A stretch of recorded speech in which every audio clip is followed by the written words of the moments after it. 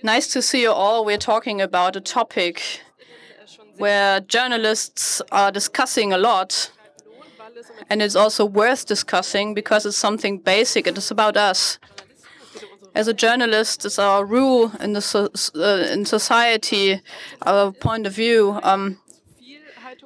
Some have too much posture, many have too little. With others, crisis, you can't really be neutral. You need a posture. So, what is it actually, and can we just get away from that illusion that there is one, and we have to go somewhere where it really hurts, and to see what kind of mistakes we made. And I'm really glad to have all these people in the discussion. Ann-Kathrin Müller, she's from Spiegel magazine. She's also talking about sexualized harm, and she wrote a book on. She's written a book about secret services and also knows a lot about the far-right party AfD and how to deal with them. Marike Reimann is second editor-in-chief of the SWR, a public broadcasting station. You co-founded the magazine Z for die Zeitung, were the youngest editor-in-chief in Germany at the time, and you introduced gender-inclusive language long before we all started talking about gender and really put a focus on several different topics. Daniel Drepper is an investigative journalist, co-founded the investigative network Korrektiv. You're part of the board for network research. We're part of BuzzFeed Germany, then worked for innen until an investigation that everyone here knows about, because against the decision of your owner, you decided to publish the investigation into Johann Reichert, the editor-in-chief of Bild. And so now you're second head of the Research Cooperation Network of several public broadcasting stations. And last but not least, there's Matthias Deiss, is second leader of the ARD Capital Studio. Is one of the most viewed political magazines in Germany. So we regularly see you in Tagesschau, the daily news on German public broadcasting. My first question is for Marike. You say posture, positions are important in journalism. Would you consider yourself a journalist with a position? Or I wouldn't call myself a position journalist. I would just call myself a journalist. I think nowadays a position, an opinion is associated with activism. But if we're very honest, we've always had opinions in journalism. Everyone has opinions. For example, sometimes I wonder why people write in their Instagram or Twitter bio.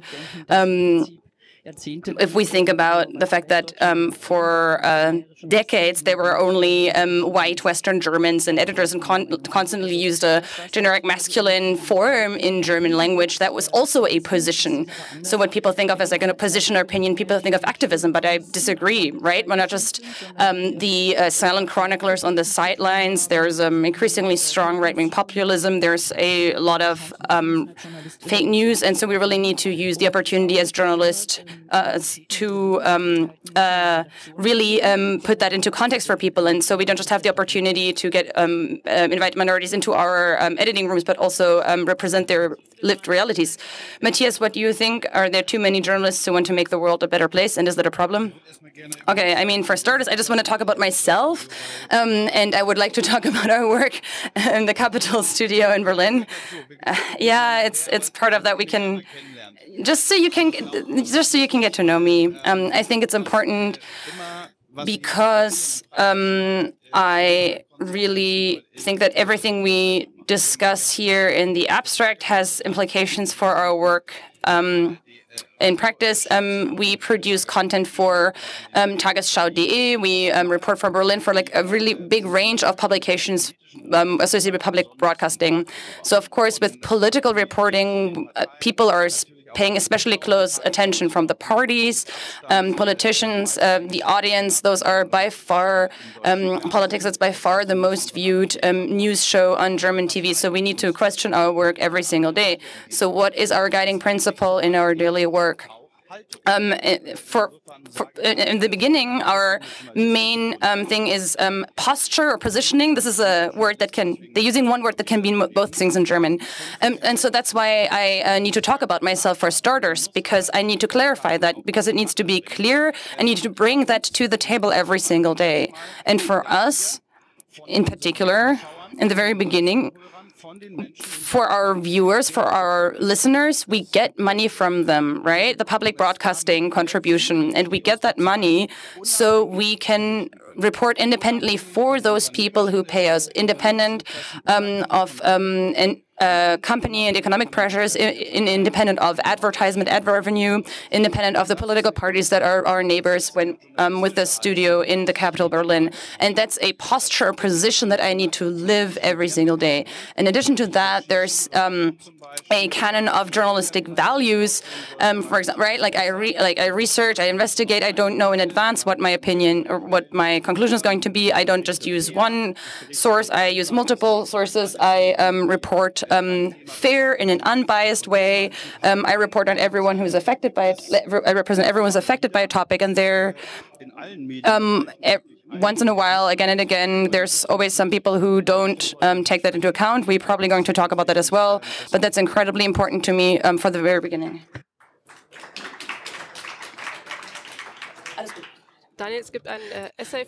Daniel, there's an essay. You say when searching for the truth, a journalist cannot be objective. For me, as someone who is a viewer of the public broadcasting, that sounds unsatisfying.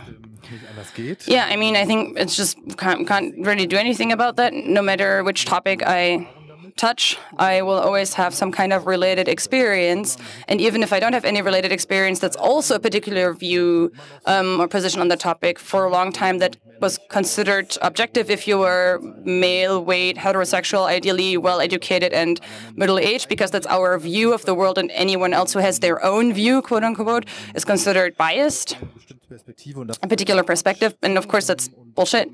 And so I think it's important to be aware of that. So the question is, how can I do journalism that's as good as possible and tell these stories in such a way that people can trust me, because they recognize that someone really put in the effort, and I can really understand and transparently comprehend the information that they collected. I can see what the sources are, how did they get that information, who did they talk to, maybe do they have access to certain documents, if yes, where might they have gotten those from. So in the best case, the methods that you use should be objective, as objective as possible, similar to what you do in science, because every new scientist who looks at the topic should be able to replicate that. It's not exactly like that. In journalism, some sources you cannot make public, you need to protect. But that's really the expectation that I try to measure my work against. And so then the second thing is you need to be aware yourself.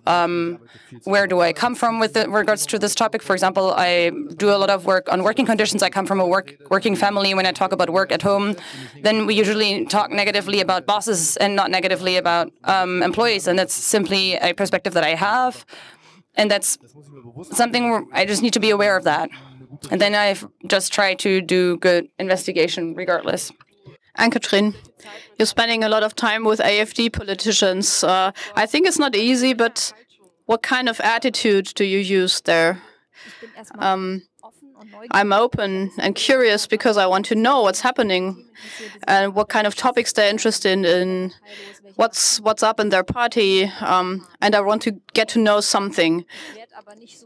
But I'm not like openly welcomed there and heartedly welcomed.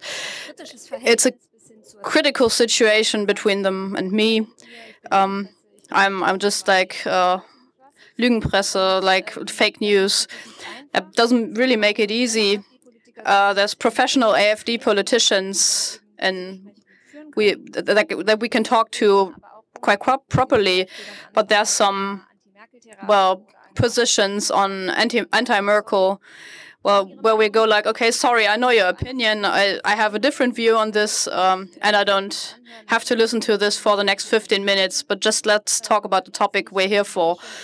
I don't want to get to know everything that I've read about already. It's more complicated than following a different party, another party, but it's always important to give them the feeling to have an interest in their party. They don't like what I write about them afterwards, but the good thing is they hate each other more like me. So they always have the feeling that it's difficult. You have some kind of, war against each other. That they say, okay, politicians just lying. People say that. I rarely experienced politicians lying to me so openly. So there's even using two sources doesn't really do the thing. I always use three sources when I'm writing on the AfD or with stuff they said openly. It doesn't make the job easier, but it's even more important because we have to understand how their brains work and how they think. And there's like male and female AfD politicians. They say like, okay, what have you written there again? And I'm like, okay, well, yeah, it was backstage, okay, but yeah, you're right, but it's not really running good for us at the moment. You can be in an exchange, and there's too many who don't want to talk anymore. So is it important to have more or less attitude in that case? If we have a discussion like that and someone doesn't want to take it on, then I just say, even if this is completely strange and pathetic, maybe, that's my attitude. They're like, okay, well, yeah, we're like a constitutional rights party, and it's important for me, and this is additional maybe, that we see what the democratic basics where we're standing on. It's the most important to have to share, and everything else can be discussed. But everything that tries to destroy this, I'm saying, okay, stop. There's different opinions on that, where the stop should be, but this is the frame we're working in. And if they are saying, okay, you're not being objective, like you said, well, everyone has their own story. I'm also a kid of a worker family, and and it's important to we're not saying, okay, we're not completely objective. What is it supposed to be?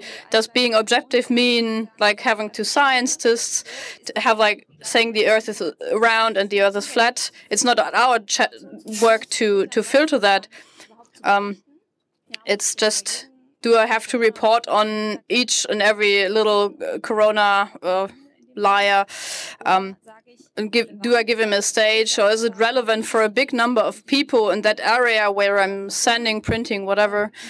Are these people interested in this? Is this an important information? And to put it into context. And the context is also kind of the attitude to this. We're talking about Corona again. There's things that went bad, but well, we thought, okay, this is like really important maybe, and we got it wrong. And our job is filtering. If you're filtering properly, you don't have an attitude, but you get it by default, basically. You have like a lot of power. We can set the topics. We can influence people on what people look at. Daniel, BuzzFeed, and Ippen.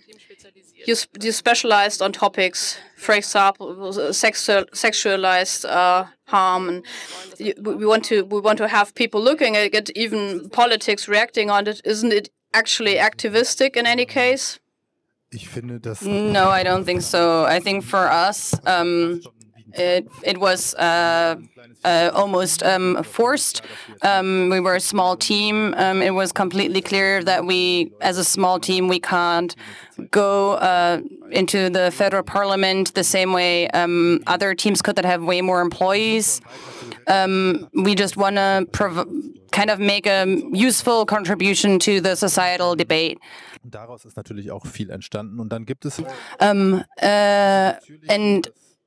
of course, as the leading editor, but also back in the day with my American bosses, what, in our opinion, very objectively, what are topics that are not sufficiently covered or not covered in sufficient depth?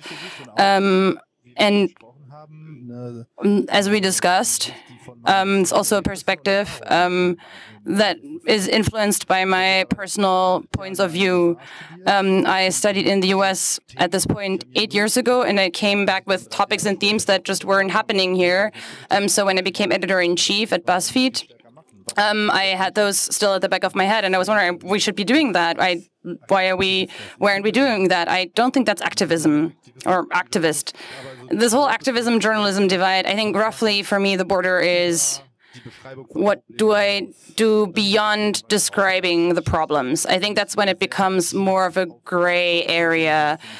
So for me, constructive journalism is somewhere in between, and then at some point it becomes activist.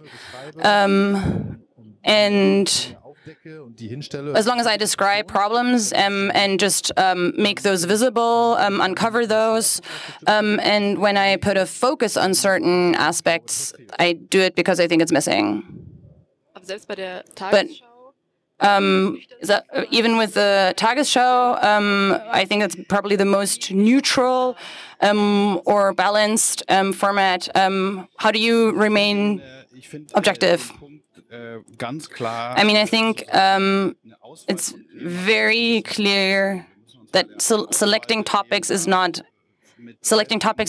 activist, right? Selection needs to happen. What is relevant for citizens in this country? What are the political problems that we have? And not depending on whether that affects majorities. But even when it only affects a small minorities, if it is something that is, if there's a grievance, if there is abuse, then it needs to be uncovered and discussed. And I also just want to build on what you mentioned earlier. I think the boundary with activism is very clear. For example, Daniel, you say you're a worker's child, right? For example, I'm a father. I recovered from COVID. I make my own experiences in the society every day. But if Daniel says, "Oh, I'm like the son of workers, and I grew up being critical of bosses, and I go into journalism, so for this topic in this area, I can." Have an impact in that area in particular, and if I mean that's not what he's doing, but for me that would be the boundary. Precisely, that would be the boundary. That would be a stance, a position, an ideological position that, in my opinion, has nothing. Doesn't belong in not just our format, but just in any type of journalism. For example, Kontraste, a format that I led for almost 3 years. We consistently had this basic stance, almost the same as a Tagesschau. Every party needs to be considered.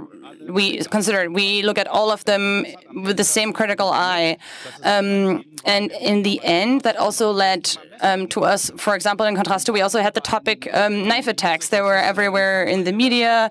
Then people said, no, that's an AfD campaign. And we were like, okay, no, we're going to contact every single police station in Germany. They should just send us the numbers. What's this thing with the knife attacks? And it became clear. Initially, they just didn't have those numbers, and then they started asking. And then it became clear that, yeah, they rose. They've been on the rise. And then we did a report that used these numbers. We talked to social workers and maybe tried to figure out, like, what's happening there, what's going on. And when we published this report, we were suddenly a conservative magazine. Next report, we talked about the AfD, and then we were suddenly the far leftists. And I said, ultimately, in the end, that's exactly where we want to be. We are not calculable, predictable. This creates trust and credibility. And in the end, people watch Kontraste. That's exactly what I'm talking about. That's nothing about, completely unrelated to personal experiences. Every experience that I make, I always have to question that and interrogate that. Just because my train was delayed, I still need to ask the German railway system if they have any statistics for the system as a whole. But it isn't activism if you use your own experiences to develop a sense of injustice and then use your research to verify whether that injustice exists, because then we don't need any diversity, because then there's no point in hiring people with diverse backgrounds, because then they can't do anything based on their experiences. No, of course they can, but they need to simultaneously check the numbers, like I said, right, with the train system, or like I mentioned with the workers. I have these experiences and they influence me, but I don't assume that they're that they're the same for everyone. But I also verify them, and then I make the report based on that. But Daniel just said I mean, I want to defend myself because I'm also a worker's child, right? So this topic of injustice, and I did a lot about that as well. And I really think if that's already a criterion for activism, then I think the definition goes way too far, because he only said you take this experience, you look at a topic from a different angle, and you wonder, is there something there? Then you do your research, and then you look at the end result. I'm not opposed to that at all. I'm just saying, if everyone went into journalism saying, this is my experience, this is not okay, and I need to change it, then that, in its basic fundamental stance, would be activism. Marike, oh yeah, so I want to support Ann-Kathrin, and also just want to come back to the point that Matthias made in the very beginning. If we go back to how that selection of topics and protagonists happens, then of course you have a limited spectrum of topics if you only have a limited spectrum of people in your editing room, in your writer's room. And I think that's where we need to go a step back. That affects workers' children the same way as Eastern Germans. If there's a certain lived reality that is not represented in your editing room, then like that topic just isn't represented. For example, if you never took the train, then maybe train topics weren't as relevant to you, right? I don't know what you do in your free time. Maybe you take the €9 ticket and go all the way across Germany on train. And there I say, well, okay, yeah, of course I have the same expectation as you in terms of professionalism. Otherwise, we wouldn't both be working at public broadcasting. But if we have this basic assumption, and we say Tagesschau is, of course, objective, and they have probably the highest expectation and standard for objective journalism that exists in this country, then there's still the question, what kind of team is behind that? And if we kind of go away from Tagesschau, I can already see the Twitter commentary running hot in the background, right? They're obviously completely different types of media. I was at Z before. We had like a team that was essentially like a queer feminist Berlin bubble. And it's also our audience. Of course, I have a different language and I address them in a different way. And it also is maybe different from the journalism that's. I still have an expectation and standard for my journalism, but maybe using different protagonists. And we also deliberately invited and got in younger journalists that maybe were already known on Instagram or Twitter for certain stances, and gave them a platform and to try to present that to people and say, look, these people exist and this is their position. And then basically it was just the comments were open. And I really think the question is, who's in my editing room and who do I want to reach? If I have a stance on the topic, there's generally possibilities to change working conditions for everyone. That's why I'm researching this. But especially if it goes to investigative research, my opinion is the following. I just use things that fit into this. This is the central point. If I think like, yeah, ecological harm is an important thing for me, but if I say like, I'm founding my own medium talking about ecological problems, if I have like journalistic methods with open research, when I use that, is really important for me and to take these topics apart. Zur Frage der Diversität. So about diversity and being like believed, it's always important, like to miss the loss of trust, especially in the eastern parts of Germany, and the fear that we've lost view of the country living people. Climate safety isn't a topic here, for example. Well, I don't eat bratwurst and I don't drive a diesel car, but it's nice of you looking at me like this. Well, how do you discuss this at the SWR? I guess we have a few colleagues doing this. The SWR is one of the big stations of the RAD is that took on the 50-50 challenge of BBC. They researched how many men and women are happening in our news situation, where you see, okay, how can we reach a higher target of women in the news? But of course, there's a lot of people in the backstage area that have this in their eyes, and they check it. And I'm always looking, okay, do they have like an immigration history, not an academic background? So we have like an opinion plurality we want to achieve in our news and in our reporting, and that is only possible if you have a diverse people happening, especially also in the moderation area, so presentation area. I want to ask you something about false balance. Was Corona good or bad for the news? Well, I don't know anyone that Corona did good. So, in general, I would be surprised if anyone would disagree. Even when it came to research, you didn't have the opportunities to meet all these people beforehand or to get some kind of documents. It was really difficult to do.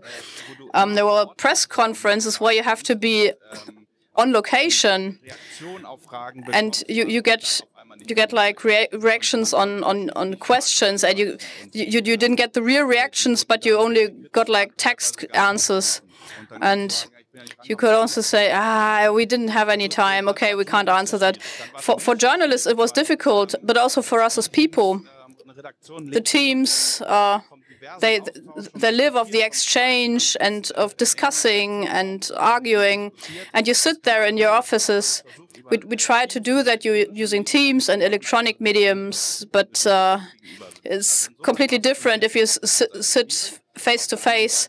On the other hand, it was quite challenging because it was a really huge journalism project to have all these happening in the political area to question this. I think it wasn't just like what you wanted to know, but you wanted to know if we did everything right in that time. And I think we have to reach that point. I think we haven't done that, no. First, we have been in a completely new situation like everyone else. And in the end, we found out things we didn't know before. And on the other hand, we're also people like you. And we had the fear of getting sick. We had our own experiences where we talked about, and everything was put in there, basically. And you can't say generally, but everyone has their experience. And we had some point where, okay, we have to put back our own experience to look at the big thing and to see at all sides of the topic. Not everyone lying about Corona is right, and there was a lot of points we could talk about, and I think we have to be self-critical on that point. Is it like a science journalism on the point to look at all sides and to also check other opinions?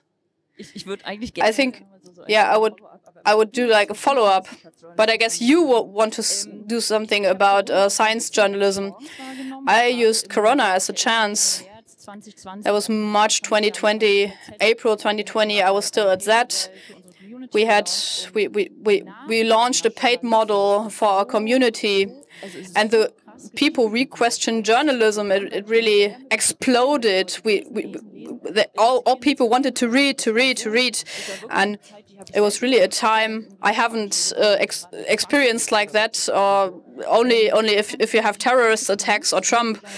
It was a moment where journalism had a peak and a huge attention, and even big media came up with data journalism projects to show we are at this and these numbers.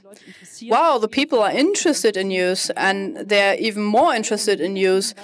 And besides all these negative things Corona brought with us, it was a good thing for us as a journalist to go inside. But we were also only living in the moment, and we had to react on that. But it was kind of, basic diluted. That the politics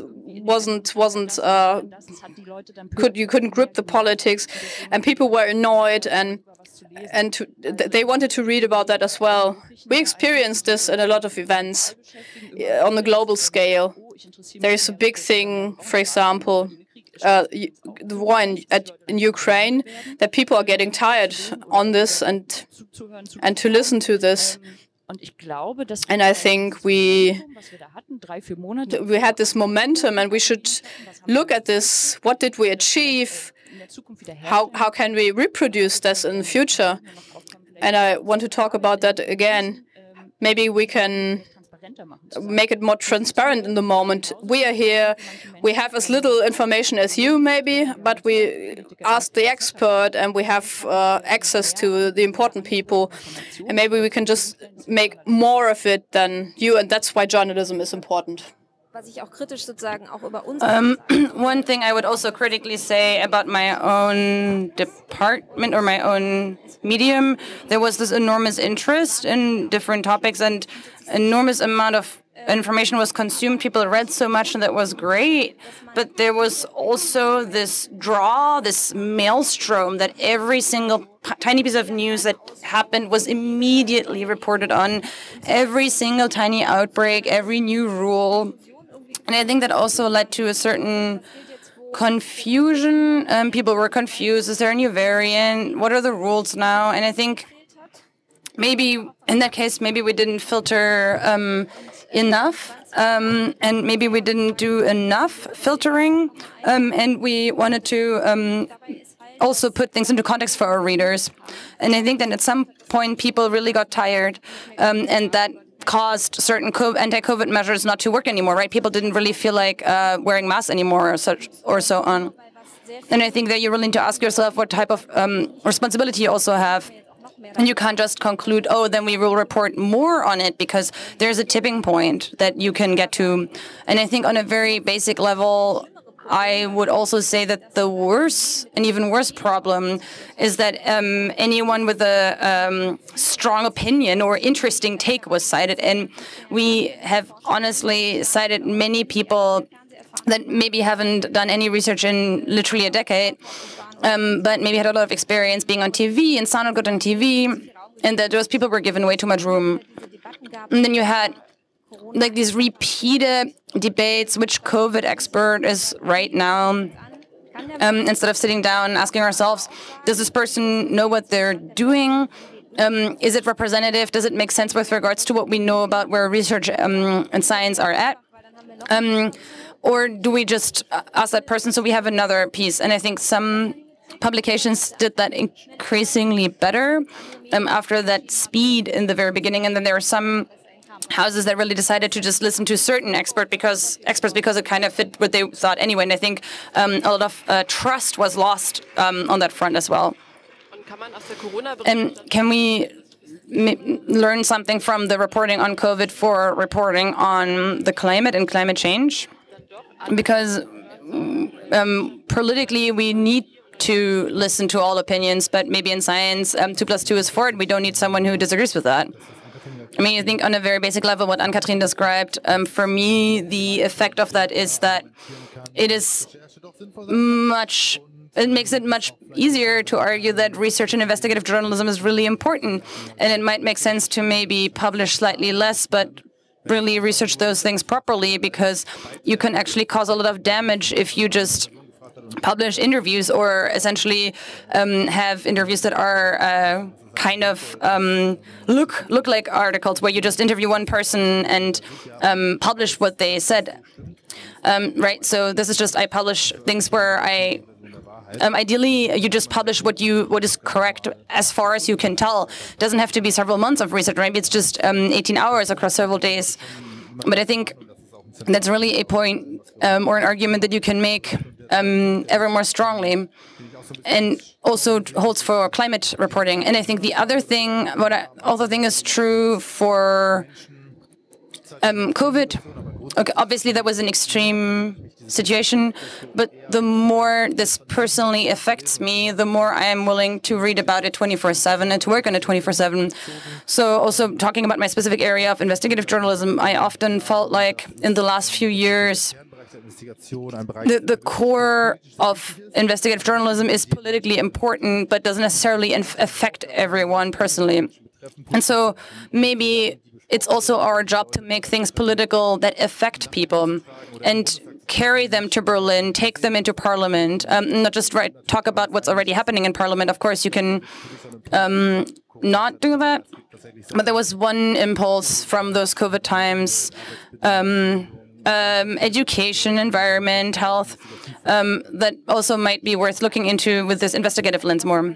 I also just want to add one thing, right? What was special with COVID is also that suddenly, for the first time, it affected everyone, really everyone. Refugee crisis, some people were more affected than others. Euro crisis, again, COVID really affected everyone, except for maybe the incredibly rich who just lived on their private island, but everyone else was affected. And every sector of society had felt those impacts. And so every section suddenly had an in to that topic. And so then they obviously primarily focused on that. And so I think you need to be careful, because if we're now in this time of mega crises, climate crisis, maybe economic crisis soon, then we need to be careful not to neglect other topics, so people understand that, oh, the things that used to interest me also still interest journalists, and we need to be really careful. And that's why I also have this view of someone who reports on the far-right AfD, but especially these topics that we just talked about, COVID, climate crisis, these topics are anti-topics of the far-right in different shades, and they're incredibly susceptible to campaign politics. That's not necessarily always strategically good or not always strategically well done by them, but there is a concern about or fear of change. Maybe that's something particularly German, but we also see this in other countries. But it's incredibly easy to always scream no and stop, and it's much harder, yes, but because. And so that's why it works a lot of times, and that's why we are having a debate in the first place about whether reporting on the climate crisis can be activist.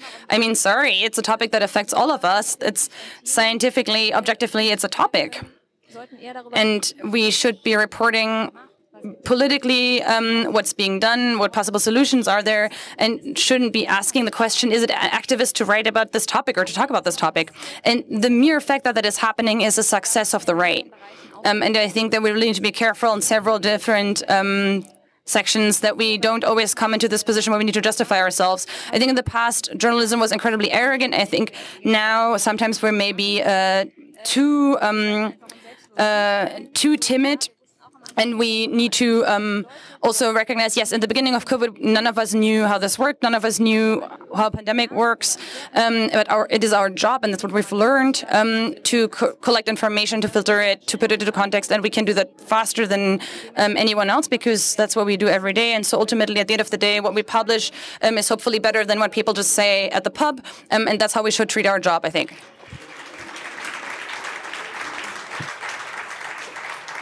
Darf ich dazu was sagen? Can I say something on this? Okay. Ich erlebe in Berlin trotzdem immer. In Berlin, I experience many nosy people and very difficult people. I think it's a problem, and there's the question, yeah, like coming from Corona to climate. That's quite practical example. We will talk about wind energy. The Bundesregierung wants to force the federal states to do something, and they have to perform. And we have an initiative, especially like, for example, in Eastern Germany, in Bavaria, where stuff isn't built a lot, where they are against wind energy maybe. Many told us that we are not talking to media anymore, because in the end we are always getting visitors from Berlin, and we took some time. We just talked to them for one day. There's people who bought a property and they're having credit, and they don't want to have it standing right in front of their house, for example. That's a personal situation, but they say 3 years later there's this report on the TV, and I'm the guy who didn't understand climate change, and my real point of view didn't really happen, and we don't do that anymore. That's something. It's kind of an arrogance that we shouldn't have. We know things better. That's why we are abusing the protagonists. And there's different points of view to topics, and also different situations from people. And we're not against the ecological changes. We shouldn't approach them in an arrogant way. We have to talk to them and to work on their situation and to understand the situation, especially. That means that that stance has to be survived and to endured. Who of you has sitting in an S-Bahn in Berlin and saw people who didn't wear a mask? 3 or 4 times in the beginning, I talked about this, and people got really aggressive.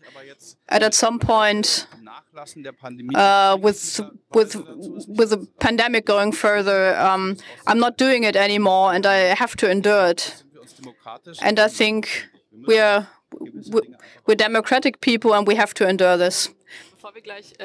Before opening this round for questions, you all are on Twitter, and you're not writing that you're private there, but openly and as a prominent person. How is it to be a journalist there? To put your own ideas in there. You're attacked by people. Sometimes you're reacting with humor. How do you achieve being neutral if you're becoming an enemy of people? Well, yeah, that changed a bit. I'm doing this AfD far-right thing for 3 years. The first shitstorm was really annoying, and it changes you. But the more and more it gets better. You have to be honest. You shouldn't grow a too thick fur. You have to still have people approach you. That's the difficulty. You don't only have to endure the shitstorm, but you shouldn't be too arrogant. And I'm on the right side, basically. It's not always the truth, but of course, well, yeah. If it's justiciable, I tried something. I don't always want to give them a good situation where I have like a. Well, I'm putting stuff in the hate mail folder sometimes even. The AfD was kind of uncool that a young woman does this, so I got this reaction. There's comments where people ask how my life status is. If I am a mother, that plays a role for those, but it's getting quite personal, all these sentences like, if you would close your mouth, you would be good at our party, and you would be nice to look at. Today it's easier than in the beginning, but I see that these people, they have like an ideological stance, but this is not like it doesn't have to do something with my work. I understand my job as explaining how this party works and what's happening there, and to find out what kind of connections they have. For example, like neo-Nazi situations. Do you want to vote for these? Do you want the Christian party to work with them? If they're conservative, yeah, you shouldn't do that. You can actually think about that for yourself. The shitstorm thing is annoying, but you have to go for safety precautions. I made sure that you can't attack me, for example, online. There's attacks on AfD events, like sticks going in right of the direction of my eye. The job is still fun, and I think I find out stuff that's really interesting, and I do want to continue with this. And every time everything bad happens, Germany 21, 22, it can't happen that in Russia, China, everything is even worse. So yeah, it's like moaning on a high level.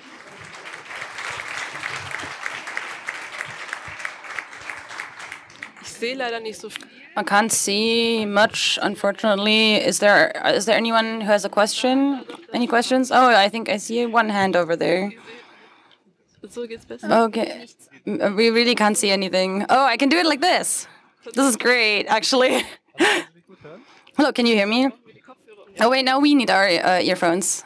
I have a question for Ms. Müller. Yeah? Should I try again? I can hear you. I have a question for Ms. Müller. You mentioned COVID experts that you maybe shouldn't have been given as much of a platform. Who are you specifically talking about? Should we really play this game? Do we really want to play this game? I'd love to. No, I mean, we published about this. There's a piece published in Der Spiegel by a very good science journalist. For example, someone like Mr. Strick or Mr. Kekule.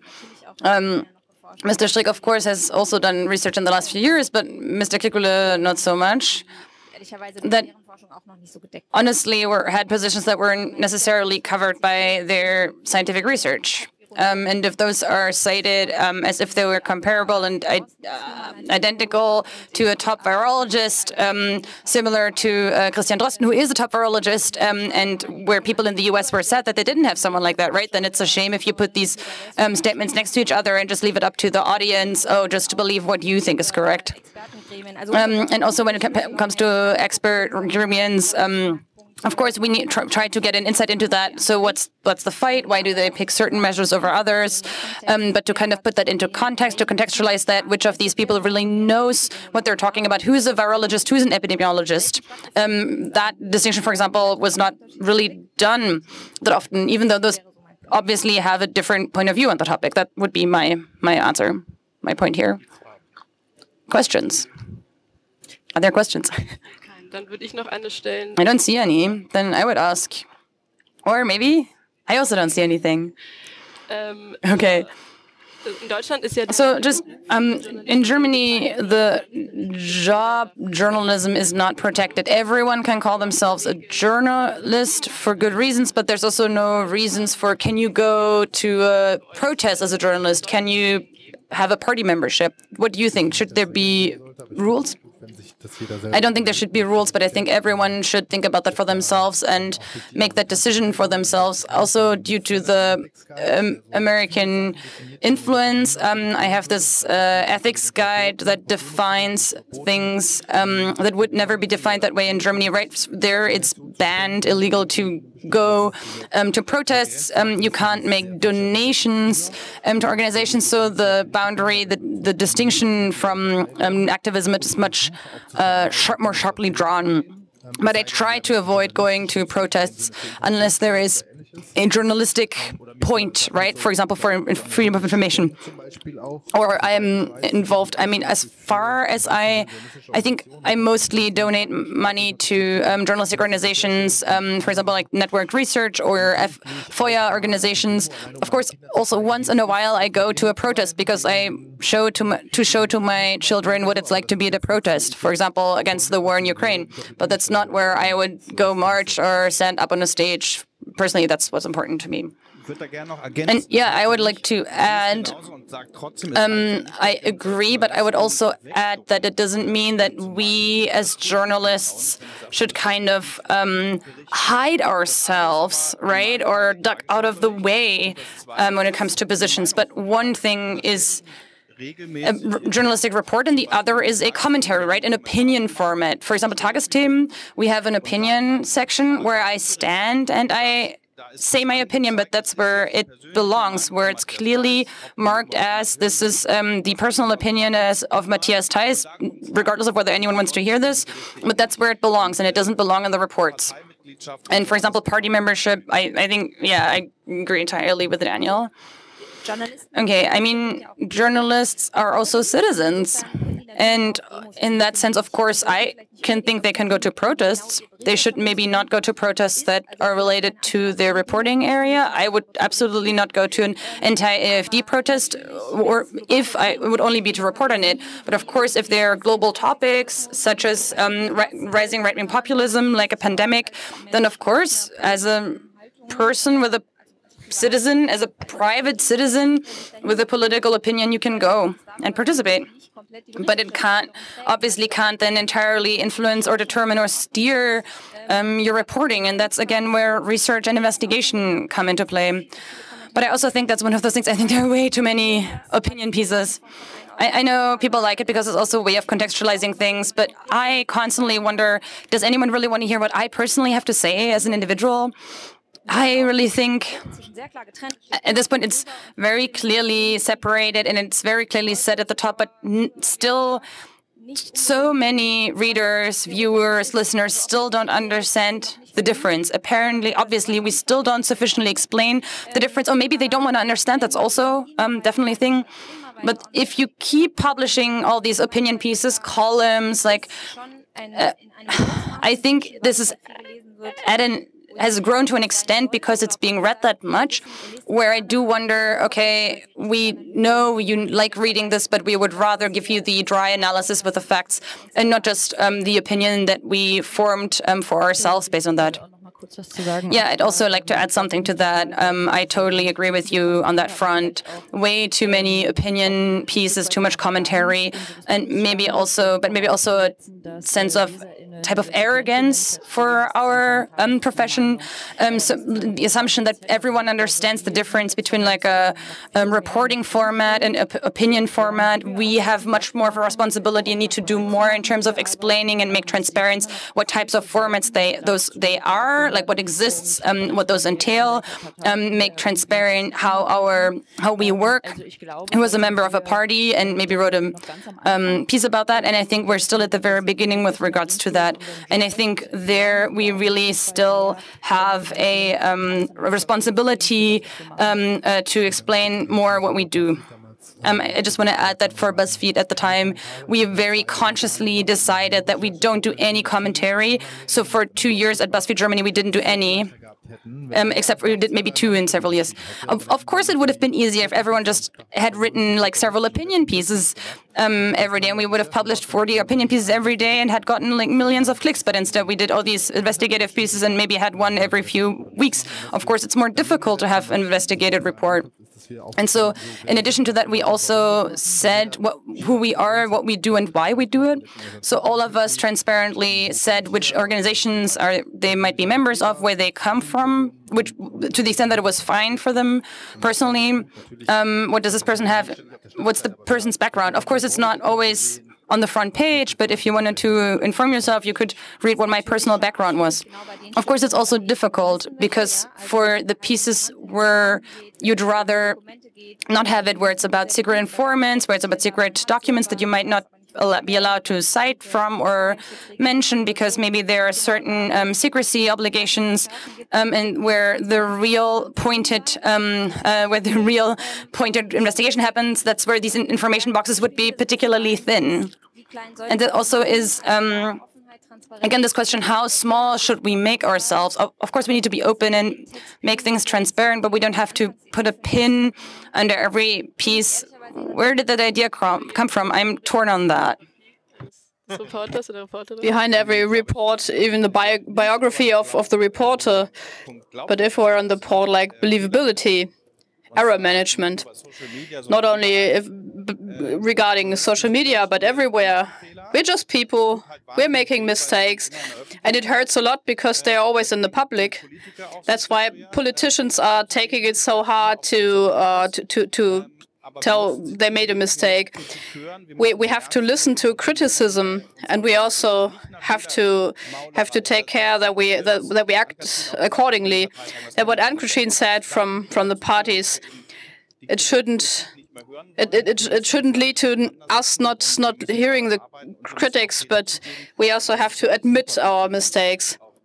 And it's really important to have a huge believability of our reports.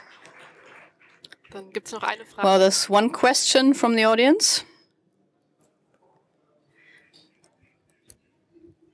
Yeah, hi. Thanks for this panel. My question regards ZDF Magazine Royale, a German satire magazine. It had really strong and deep research all the time in the last weeks. How do you see, like as journalists, the role of the position in a context of a magazine that's more or less somewhere in between entertainment and journalism? And a person like Jan Böhmermann, the presenter, is so much in presence and in front of that, and strong opinions on him. What do you think about that? Well, there's four people from the first German station, and it's from a second German TV station. Yeah, that's actually true. I really thought about that a lot. That is not really well formulated, but I want to answer that question because it's really good. I think that format that the ZDF Magazine Royale is good. It's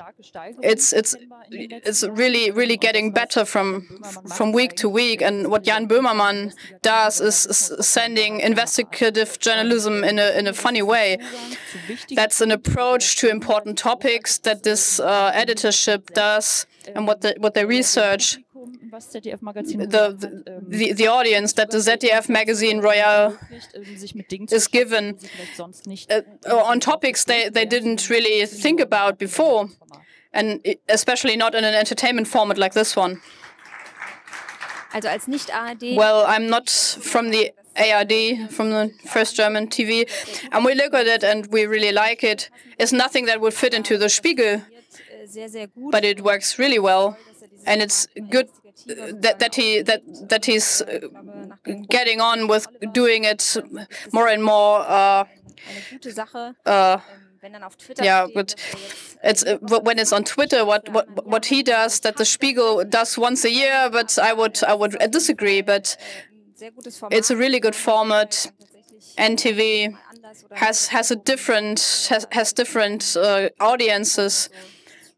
That's really good. It's good that we have it, and I want to add that in the investigative community, he's getting a lot of respect because we cooperated with BuzzFeed and with him, and we had other cooperations, and some people who worked with us also are like in his office, and it's good people doing a really good job. And for that format, it's really good, but it's quite solid and properly. There's time for one more question. I thought I would ask a question on the ARD. There's young reporters like the Y Collective, for example, where the journalists are really in front. Do you see a generation change, that they are growing up with it? And many people look at it. Shouldn't they say, okay, I think I could believe more that the person presenting it has like a really strong position? Ich antworte auch einfach mal. I'm answering right away. Auf alle Fälle. Yes. Umso jünger die Leute sind, The younger the people are, the more they have like some kind of sending knowledge. They want to get the word out. That's something I realized working at Z. It's much more simple and much more willing to have like a position on TikTok, but it's difficult to have it on one of the broadcasting studios, because you have to think, okay, do you believe more? Does a certain audience believe more? But is it in a different audience? Maybe it would be like critic, because, for example, younger people would have like access to the person and to the character. But we also have the questions for older audiences. Well, is this the new version of journalism? I don't know. I would say two things. Some of the teams I know really well. It's not just the person who's in front of the camera. Investigative journalism is always done by a team. There might be a presenter. Of course, there's a team. That person gets support. That's especially important for younger colleagues, that you're there with them. That's also something they demand for themselves, and I think that's great, firstly. Secondly, I think it's incredibly important that for these formats, there is diversity at the table. If it was just a single stance or a single position, then it's precisely not believable, then it's one-sided. And, for example, when we look at the federal election, there aren't the young people, and they don't all think the same, right? And that also needs to be reflected in these formats. For example, at the last federal election, for the people who voted for the first time, among them, the same number of people voted Green and FDP, so liberal, right? So that's the same groups of the same strength. So I know these people think differently, and that needs to be reflected. And yeah, I think the presentation is great. Okay, so I'll just out myself. Maybe, I don't know as what, but maybe as an old print aunt, print medium aunt. These presenter formats, I really hate them, even though I'm still the young one when we talk about what to do for younger people, because I feel like it's grown from a bad starting condition. So there were very few formats for younger people at public broadcasting, and there were particular people who were incredibly successful at public broadcasting, at explaining things maybe, and so you kind of just bought those, right? You just took them in and supported them. I like that. That's great. I like it when we can see young people, but now there's this impression that young people only are interested in something if it's being told to them by a particular face. But I don't think that's the case. I think you can still do the old formats, and it can work the same way, and we can see that with certain topics that work better. For example, when it's on Instagram. So that's not something that they reject wholesale. This generational change, I often notice that this is what the formats are like, but I just don't believe that they wouldn't read those other things or wouldn't be interested in them. I think we just need to be careful that we don't just serve that one type of format, right? But that we also maybe serve the classic format with maybe younger topics, right? Topics that are relevant to their lived realities. For example, with COVID, oh, it really sucks if you can't have your high school ball when graduating, right? So that maybe the editors who have an average age of 38, 48 can maybe go and it can be written down in a classic format or appear in the Tagesschau on TV. So I think they would still be interested in that. So I would put that distinction there. Oh, just adding something here, because I've learned something about young formats since starting at ARD, so I criticized Steuerung F. From this old school perspective, it would have been clearer what the story is, what was exclusive in what your research was. The response was no. When we do that, we got 150 answers that just say Galileo, because that's exactly what Galileo does, because they say, oh, exclusively worldwide, we were the first ones to do this. And so once you overdo it, you immediately get that feedback. And I kind of love that there's this sense in the community, no, that's completely over the top, just tell us what you got and that's fine. And so I like it that there's this ability to get feedback. So anyone else who might be interested in having a further discussion about journalism and stance in journalism, thanks so much for this discussion. It's very calming to see that you all are not that far apart when it comes to your positions on stance, right? But a lot of it is really about the craft, having a good way of addressing mistakes and learning from them. And thank you so much. I enjoyed the rest of Republica.